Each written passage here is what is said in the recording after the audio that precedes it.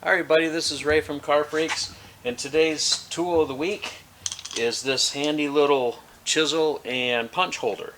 And the way this works is you just take your punch, you put it in like this, and you tighten the handle up so it's like that, and then you can set your punch down wherever you want to, and you can strike it with a hammer without hitting your hand.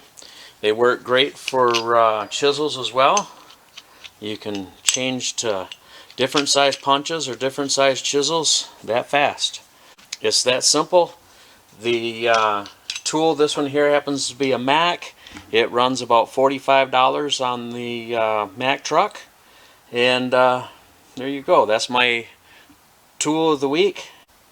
Don't forget to subscribe, mash that like button, and make some comments. Thanks.